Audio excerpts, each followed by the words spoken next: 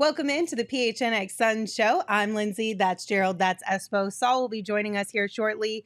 But for now, we are welcoming in our very special guest, ESPN NBA insider, Brian Windhorst, calling all the way from Abu Dhabi. Brian, thank you so much for joining us. You're out there covering Team USA. How's it treating you? I mean, what am I going to complain to you guys about heat? It's the desert with humidity. It's the first time I've ever experienced it. But look, it's a really special, spectacular place. And where else could you spend a week, covering Team USA in August?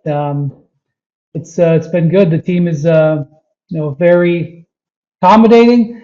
Everybody's in a good mood. They haven't lost it yet. This is kind of the ideal time because the tournament hasn't started and there's really no stress. Their families are still here. There's a number of college teams here. There's a bunch of games being played here in Abu Dhabi. I watched a game earlier today between 15-year-olds from England and 15-year-olds from Qatar as part of a international event. Kansas State and the University of Arizona basketball teams are at this hotel along with Team USA. So there's a lot going on here right now. It's a great opportunity. Well, Brian, obviously we're curious about your thoughts on the Suns. They had a very busy offseason, starting at the top with, moving on from Monty Williams and hiring Frank Vogel. Just curious about your thoughts on that head coaching change and bringing in the first coach in Suns history with actual championship success. Well, I think that there was a bit of a divide at the end there with what Monty had elected to do and what the front office kind of wanted him to do. And that's not unusual in NBA front offices. The problem is that it wasn't successful. And even though they gave Denver the most trouble that anybody did in the postseason, when you lose under those circumstances, and especially under high expectations, and you could argue that it wasn't a fair accounting with Durant because the team wasn't built out and it was mid-season and he barely played. All that's true, but you could just tell, as I'm sure you could, Gerald, that in the days leading up to the end, that there was a growing divide there about personnel, strategy, stuff like that. And one thing I will say is, if you're going to fire a coach who's been successful, and Monty was one of the most successful coaches in the history of the Suns organization. If you're going to fire a coach who's been successful, you need to have a plan of what you're going to do. You can't just go, blundering into thinking about what you're going to do. And Frank Vogel has demonstrated in situations like this before that he can succeed. And I think one of the things about him is he's an extreme optimist, and just by that alone brings sort of a breath of fresh air. And one of the things that we've seen in his career is when he comes into a situation, Orlando being the outlier, the team tends to bounce. There to be a bounce. We saw it when he took over Indiana, saw it in LA. And so I think they're probably trying to get that type of bounce from, obviously the big trade that they made, but also with the way Vogel's going to come in and I think try to, change things around from the way Monty was operating. You brought up the big trade, but how do you feel about Bradley Beal and his fit here? It caught a lot of Suns fans off guard that's the big move they made, but how does it fit with everything going on? Well, I don't think it's the most perfect fit because they are now really perimeter heavy and ISO heavy, but the value was outstanding. What they gave up for what they got back, you can't dream of something like that if you're a contending team. Now, there's asterisks attached, of course, because of his contract and his no trade clause. That is the reason they were able to do it. But on pure value, they crushed it. I mean, the Durant trade was extremely expensive. The Beal trade was extremely economical in terms of straight asset for asset maneuvers. So, they're trying to win the championship this year. They're not trying to win planning organization of the year. One of the guys who I really learned a lot in the NBA from. Used to quote George Patton to me, which is that a good plan executed vigorously today is always better than a great plan thought about for tomorrow.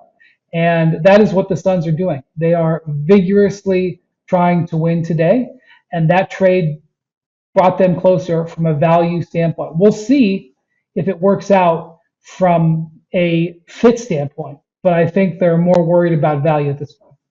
So you mentioned Bradley Beal's hefty contract, which added to another one to the Suns' plate, which presented a little bit of a tricky situation as far as filling out the rest of the roster. But the Suns were able to bring in some really good veteran players on vet minimums, as well as some young up-and-coming players. How would you kind of grade the way they filled out the rest of their roster? I can't believe some of these players signed on July 1st, or even I guess June 30th in some cases, for minimum contracts when they could have waited and seen if they could have gotten more elsewhere, especially Yuta Watanabe. Kadia Bates-Diop maybe could have gotten more, but I think several teams are interested in Yuta Watanabe. And this is where I feel my age. I'm starting to become an old fogey in the league now, my 21st season here. 10 years ago, the idea of signing a minimum contract on July 1st was completely preposterous. I mean, unless you were like Udonis Haslam, you knew that you were staying with the organization at that. Nobody would sign a minimum contract on July 1st. But okay, that's not new. That's been happening for, 4 or 5 years now. To get those players in those contracts was obviously terrific. The thing that I liked about it was that they clearly had a vision what they were doing. They generally got guys who have length so that they can be multi-positional defensively, and they got guys who can shoot for the most part. Okay, not everybody can.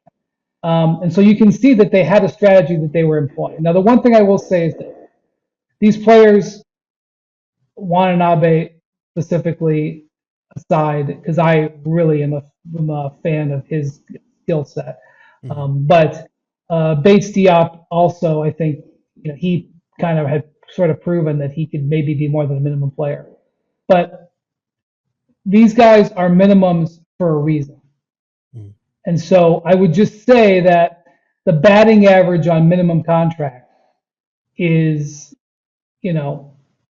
500 at best, and sometimes 250 at best. So yes, they did well, but keep in mind that when you sign a minimum, you're basically, signing a player that you think will help you win a few games, and maybe that player will help you win a lot of games, and you will look great and it will be terrific. But if a minimum player helps you win 1.5 games or 2 games, he's done his job. And so you may say that bar is really low, but I say that bar is there for a reason, because they're literally playing for 1% or 1.5% of the salary cap. So they should, if they help you with 3% of your wins, you're getting good value. So I think they got good value, but I'm seeing the Suns get really congratulated for these, and I'm just saying, okay, they did well, but just wait before you decide that this is the greatest collection of minimum contract players in the history of the league. Let's wait and see them play first before you declare that. So bearing all that in mind, obviously the big question with the Suns being all in is, do they stand a better chance against Denver? Maybe a difficult question to answer because we haven't seen how Bradley Beal fits. We haven't seen a lot of these new guys. It's a lot of new guys, new coach. But when you look at the Nuggets, they lost Bruce Brown. They lost Jeff Green. How do you feel that they stack up to Denver in, near the top of the West there? So the thing is, I spent a lot of time in Phoenix the last couple of years. I really, really, really, really like Devin Booker. I think he is it's an absolute absolute kind of player you want as your franchise player. I believe in him. Okay. I really respect Kevin Durant. I've covered him for a long time. I've seen him in many high stakes games, whether it was his first finals, whether it was the Olympics, whether it was his finals where he was finals MVP a couple of times, whether it was playoff games when he was in Brooklyn. I have immense faith in him. So those two players being on the roster, to me, makes anything possible. Mm-hmm. And I could sit here and give you a bunch of different reasons why the Nuggets will repeat. I could give you reasons why I think another team in the West, like a lot of people seem to think that the Lakers are going to be right there. The Warriors could come back. The Grizzlies could, have a bounce back when Ja returns. I mean, you can sit here and make a case for all those things. I am a big believer in those two players. And so while you could point out deficiencies as the roster has, you could point out injury situations, you could point out about Bradley Beal's, last couple of seasons, which haven't been his best. All of that would be fair. Mm-hmm. I really like those two players. And Durant isn't the player he was 5 or 6 years ago, but I still think he can be a finals MVP level player. And so I think the Suns have totally mortgaged their future. They're in a bit of a corner that they've got to play their way out to verify all this. I think that relying on so many minimum players is a risk that's not exactly ideal. I could go on and on about things that concern me, where DeAndre Ayton is going to fit. Although as an aside, one thing that Frank Vogel has repeatedly been able to do is get the most out of temperamental big men or big men that, have had trouble finding a total niche. What he did for Roy Hibbert and Dwight Howard and even JaVale McGee. I mean, those are guys who Frank Vogel helped unlock. And, but it's fair. You're going to point out the deficiencies of DeAndre Ayton. You can point them out. By the way, I think it's terrific he's playing for the Bahamas. I think it's awesome. Yeah. And I don't know if it's Thursday morning here, so I'm a little off, but I know that the Bahamas have a huge game with Argentina. I don't know if it's happening right now, or sometime, but a couple hours. Okay. I don't know what's going to happen there, but I all that. It's all. I'm not going to dispute any of it. Durant and Booker. I'm a believer in Durant and Booker. And so, am I picking them to win the title? No, I'm not doing that. I'm just saying I'm a believer in those two guys, and I'll stand by that. I'll stand by it even if they get knocked out in the first round. I believe in those two.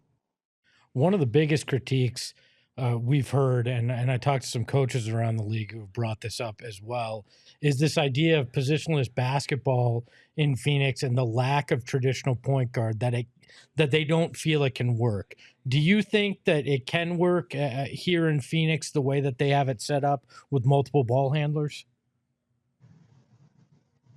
I've never seen Devin Booker play better than I did in the playoffs this year, and he was basically playing point guard for what percentage of the game? I'm sure there's some statistic that is there. He was playing point guard. Do I think it's the ideal situation? No. Do I think it's going to hold them back? Not necessarily. Of the things I'm worried about, it's not at the top. So, I think Frank Vogel's assignment is going to be to get them playing steady defense and especially take advantage of what he wants to do, which is use the big man to defend on defense. And if he gets them to defend the way that I know Frank Vogel can coach defense, then, because by the way, like go look at the Lakers where they were in defense when they won their title. They were right at the top. Look at the Pacers where they were when they were contending for the East. They were right at the top. If he gets them to defend, then I'm very much not worried about the efficiency of the point guard position on offense with the talent that they have. Brian, we had one last question before we let you go, and this is something I've been curious about. We actually had Mike Wilbon on a couple of weeks earlier and got to ask him about his viral meme moment in the Valley Oop when the camera caught him and Stephen A. Smith. But I wanted to get your thoughts because I'm sure you've seen all the memes from over the summer of yourself when you were talking about the Utah Jazz. Do you get a kick out of those? Like, what's your thoughts on going viral with that meme? First off, in Michael Wilbon's house in North Scottsdale, I don't know if he was in his office when you were talking to him. I don't know. Maybe he wasn't in Phoenix. It is the summer. Somebody made a painting of him. Did he talk about it or show it? He did talk about it. Well, I'm glad he did, because if he didn't, when I saw that, I couldn't stop. In fact, I took a picture of it. I have a picture on my phone of the picture. So yeah, I'm glad he showed it to you. It's great. The thing about that was, I like telling stories on television, and it's not a great medium for storytelling because we live in a world where the topic has to change quickly and stuff like that, which is one of the reasons why I listen to more podcasts than I watch television. And that set of circumstances was unique in that it was a Friday of July 4th weekend. And there was very little going on in the sports world, and all the regulars on First Take had the day off. In fact, I'll just be honest, the second string had the day off. I mean, I was on the third string there. And that's why I got to talk and tell a story about the Utah Jazz. And so I know that it's not realistic, but my favorite part about that is that it was a story that I was telling. And I would like to be able to tell more stories on television. It's not going to happen. It's designed for those types of stuff, are designed for podcasts. And the reason I did it is because I basically gave the same delivery the night before on the podcast I recorded, and I liked the way it sounded, and so I just brought it back. So the opportunity to have to do like story time for 3 minutes on First Take, it was a great opportunity, and I just wish I could do more of it. It's remembered because Gobert got traded, a couple of days later. Or a couple hours later. I'd like to argue and believe that I've told other stories that were just as enjoyable that, maybe didn't stick because they didn't happen on Friday of the holiday weekend where something like that happened. But so I loved that the people liked the story because we're, ultimately at the end of the day, we're trying to tell a story. What attracts people to watching sports is narrative. People criticize the media, sometimes unfair, that they lean too much, or we lean too much into storylines. Well, there's a reason that we do that. It's because people like stories. They like stories. It's what gets them invested in things. And so, if a few times in your career you can tell a story that people really connect with, then you feel good about that. So that was the thing that I liked about it. I really don't look at my mentions. I shouldn't say I don't really. I haven't looked at my mentions in like 7 or 8 years. Oh, wow. And people will say to me, "That's not true. It's a lie." And I'll be like, "Okay, well, I'll take a lie detector test if you want, but I don't really care if you don't believe me." Yeah. I don't look at it. So the other thing was it was a very high work time, free agency, and I was traveling, stuff like that. So I obviously saw some of them because you couldn't avoid it, but I didn't seek it out, and it actually is kind of it's kind of scary because I didn't really deserve all the positive reaction that I got, and it scares you because you think that someday you could do something that could be just as equally negative, where you don't deserve all the negative that you got. Right. So that's maybe the way I'm programmed, but I'm glad people connected with it. I've had the opportunity in this job. I get very fortunate to travel the world a lot, like I am right now. I'm on a 28-day trip to the Middle East and the Philippines, covering Team USA in the World Cup. And I've had just a great opportunity to be overseas 5 times this year alone, thanks mostly to Victor Wembanyama. But all over the world, people come up to me and do that. So I guess if you're known in to far-flung places in the world for something that people like, I guess that's a good thing. Have you gotten a painting of it yet, like Wilbon? Damn, I would never hang a painting of myself. Well, we need to get that done. We'll make it happen for you, all right? Whoever painted that was very talented, and I absolutely love it. If Michael wouldn't notice right away, I would potentially swipe it. That's how much I love that little. It's not very big. It's it's not much bigger than a phone. But God, did I love that painting as soon as I saw it. That's awesome. It is. That's great. Well, I mean, like you said, if you're going to go viral for something, at least it's something that brings a lot of joy to a lot of people, ourselves included. Mm-hmm. Wendy, thank you so much for taking time out of your very late night / early morning across the world to join us on today's show. Almost really midnight here, I will have you know. Well, we appreciate it. Yes, absolutely. Have fun on the rest of your trip. Thanks. Enjoy your summer. Thank you.